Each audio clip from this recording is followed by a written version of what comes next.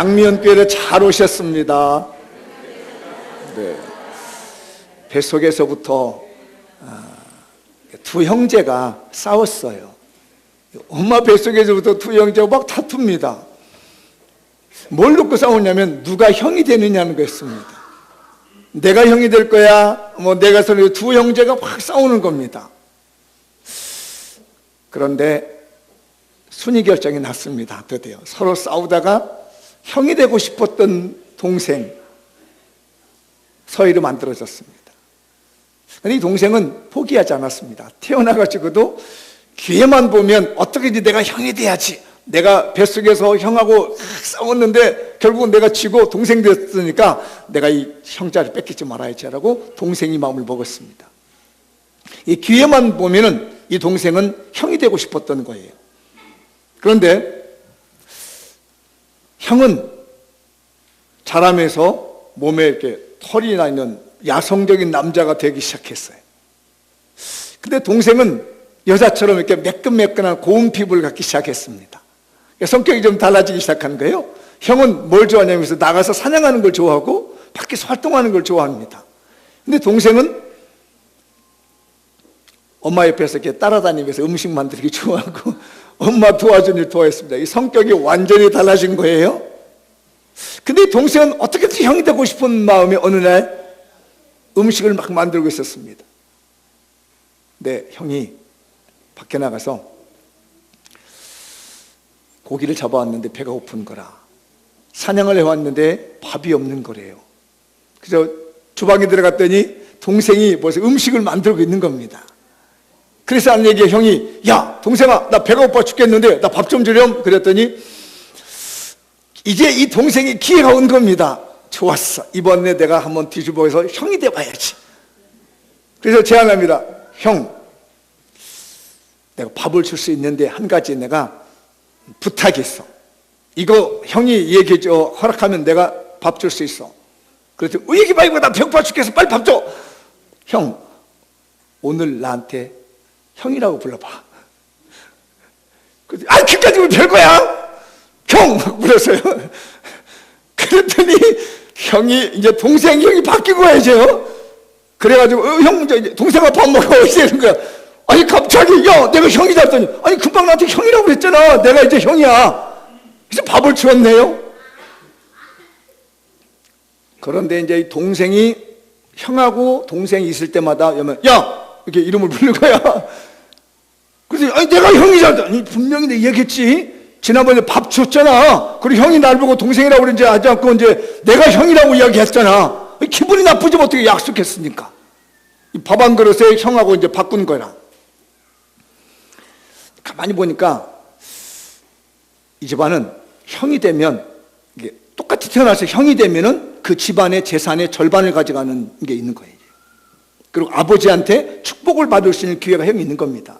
근데 자기네들끼리 이게 형 동생을 바꿔놨으니 아버지는 알게 모르잖아요. 아버지는 모르니까 이걸 이제 다 이제 아버지 있을 때는 이제 형 보고 형이라고 그러고 지네들끼리 쓰는 동생이 형이 되는 거라 이제. 근데 어느 날 나이가 먹어가지고 아버지가 돌아가실 때가 됐어요. 돌아가실 때 돼가지고 오래된가 눈이 잘 안 보이는 거라요. 시력이 떨어졌어요. 어떤 분은 귀가 어두워지는 분이 있는데 이분은 눈이 어두워진 거라. 이게 봐도 누군지 잘 몰라 이렇게. 왜 그러냐면 오래전 일이 안경이 없는 시대라 구분이 잘 안 되는 거예요. 지금 같으면 안경 가서 안경점에 가서 안경 탁 쓰면 누군지 보이는데 옛날에는 안경점이 없잖아요. 그러니까 눈이 어두워지면 어두워지는 거예요. 그래서 이제 마지막 죽을 일이 생겨서 이제 마지막에 아들한테 축복을 해주고 싶었어요. 그런데 이 아버지는 누구를 좋아했냐면 형을 좋아했고 엄마는 동생을 좋아했어요. 근데 이 엄마가 그 두 아이를 쌍둥이를 임신했는데 꿈을 꿨습니다. 무슨 꿈을 꿨냐면은 이 동생이 형이 되고 형이 동생이 돼가지고 형이 동생을 섬기리라는 꿈을 꾼 겁니다. 그러니까 큰 사람이 작은 자를 섬기려고 하는 꿈을 꾸는 게 있는 거예요. 근데 그날 보니까 아버지가 이제 돌아가시면서 형한테 모든 걸 주고 가려고 하는 겁니다. 옛날에 제가 하나님께 꿈을 꾼 게 있는데 이게 뒤바뀌어야 되거든요. 그래서 이 형을 불러다가 너 가서 사냥해가지고 와. 내가 맛있는 거 해주면 내가 너한테 다 축복권 주고 너한테 모든 걸 다 줄게 하고 얘기를 한 걸 엄마가 들은 거라요. 이 얘기를 듣고 나니까 형은 이제 사냥을 하러 막 나가잖아요. 그래서 동생을 불렀습니다. 야, 이리 와봐. 너 지금 큰일 났다. 니네 형이 사냥해가지고 고기를 잡아오면 아버지가 너한테 축복을 다 준다 하는데 네가 받아야 되겠다.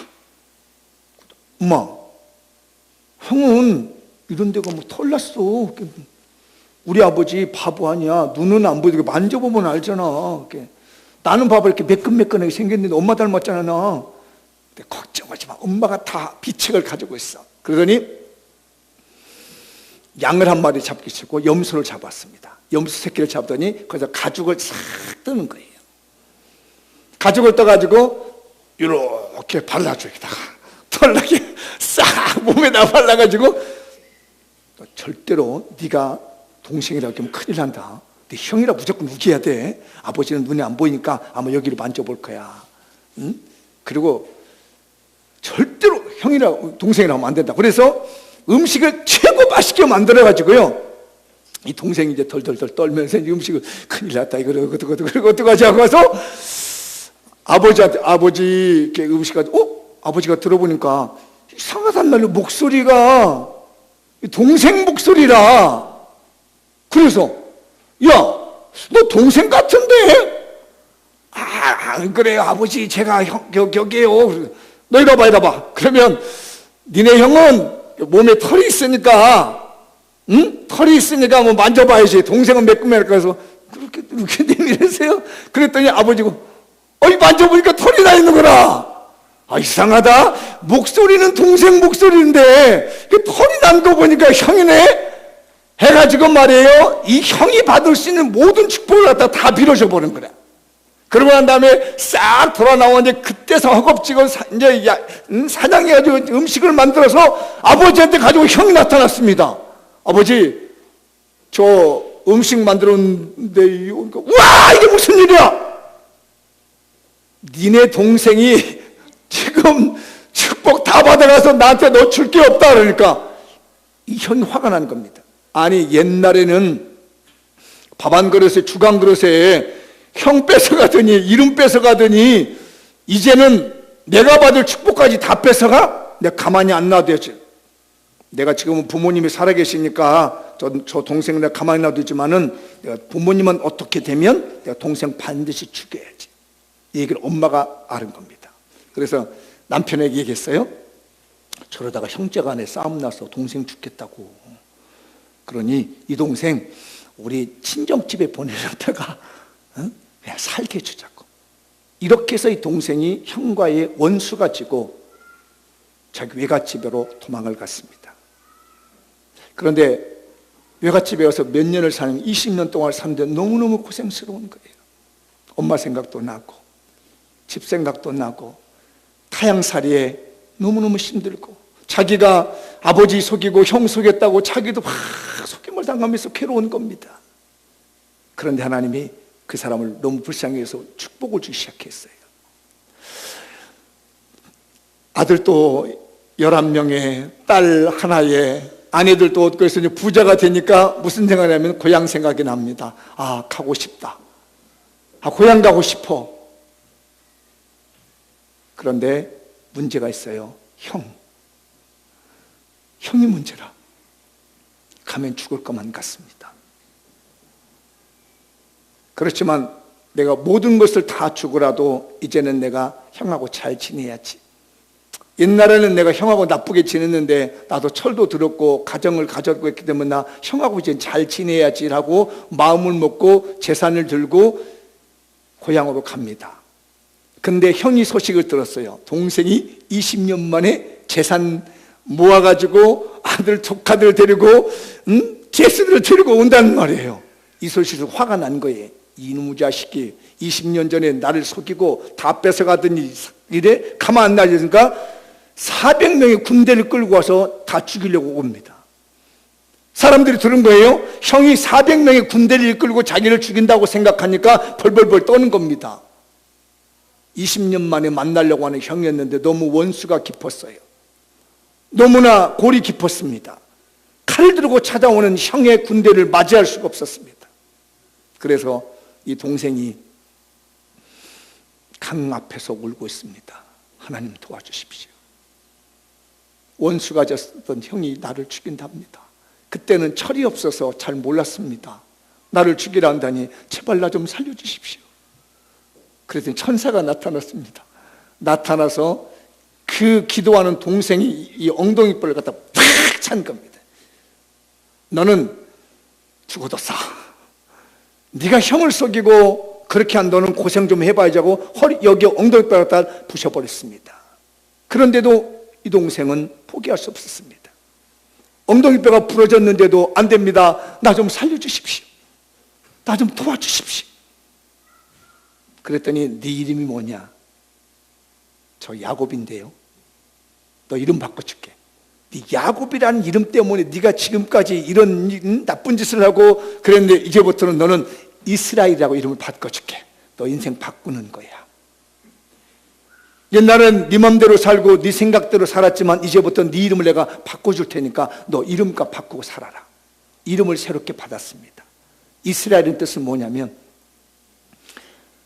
하나님이 은혜를 베풀으셨다는 뜻이에요.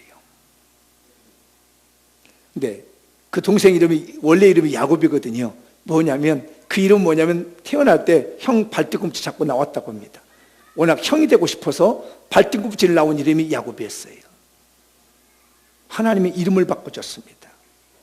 그러고 난 다음에 형을 만나러 갔는데 이상한 일이 벌어진 거예요.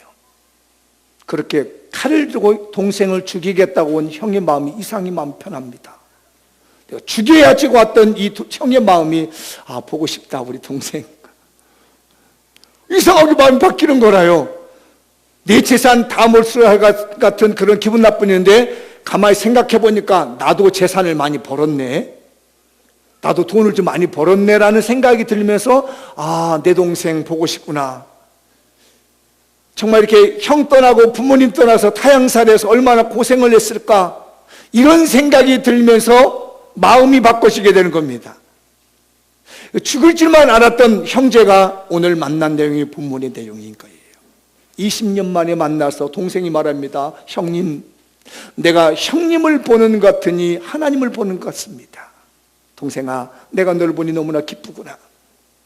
그래서 기쁨의 상봉을 하는 내용이 오늘 본문의 내용인데 저는 오늘 여러분들이 이 두 형제가 만나는 것처럼 하나님을 만났으면 좋겠습니다. 교회 어떻게 보면 오해가 많습니다. 어떤 분들은 내 아내를 뺏긴 것만 같고 어떤 분은 내 모든 것들을 뺏긴 것 같고 옛날에 교회 다녀봤는데 교회에서 너무 많이 상처를 받았고 다시는 만나지 않고 싶은 그런 마음, 다시는 발을 떼고 싶지 않는 그런 마음이었는데 하나님께서 여러분의 마음을 바꾸시고 오늘 이 자리에 오게 하신 줄 믿습니다. 마치 야곱이 그 강에서 눈물겹게 기도할 때 하나님이 그 기도를 들고 전쟁하려 왔던 형의 마음을 바꾸시는 것처럼 저는 그렇게 믿었습니다. 오늘 우리 장미연께 오신 모든 분들은 하나님께서 여러분의 마음을 더 바꾸시고 감동시키셨기 때문에 이 자리에 오신 거라고 믿습니다. 그러면 여러분이 하실 일이 있습니다. 내 마음대로 온 게 아니거든요. 물론 어떤 분이 내 발로 왔지만 갈 때는 내 발로 못 간다고 그건 아니에요. 여러분이 오늘 이 자리에 가만히 앉아서 예배를 드릴 수 있었던 것은 그냥 온 게 아니라는 얘기입니다.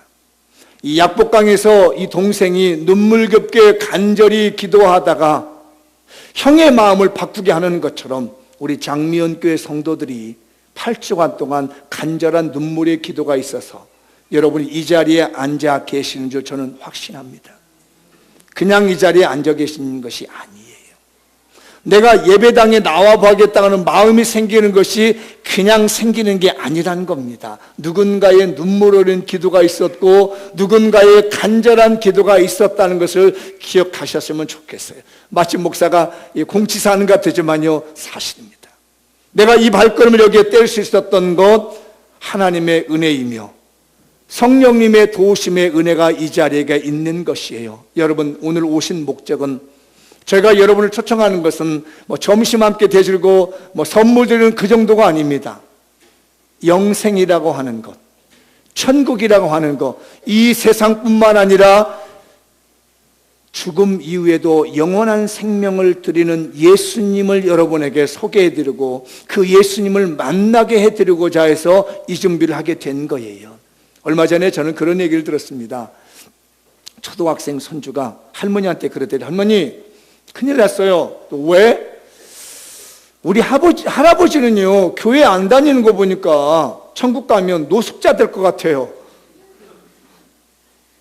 왜? 했더니 할머니하고 우리 엄마 아빠는요 다 교회 다녀가지고 천국 가서 높은 집 좋은 집 사는데 우리 할아버지 교회 안 나와가지고 노숙자 되면 어떡해요? 그 얘기를 제가 듣는데 굉장히 이렇게 마음이 찡하더라고요. 오늘 오신 여러분들 제발 돌아가셔가지고 노숙자 되지 마시고 천국 가셔서 좋은 집 가지고 하나님의 은혜 가운데 사십시다. 아멘? 천국이 있느냐고 물으신 분이 있어요. 있습니다. 분명히 있습니다. 왜 있느냐? 성경이 확신시켜주고 있거든요. 우리의 믿음이 확신시켜주는 거거든요. 따라서 합시다. 천국은 분명히 있습니다. 요즘은 글로벌 시대라 미국이 있다는 거 잘 압니다. 근데 옛날 저희 때는요, 옛날 국민학교죠? 국민학교를 미국을 어디서 배우냐면 책에서 배웠습니다.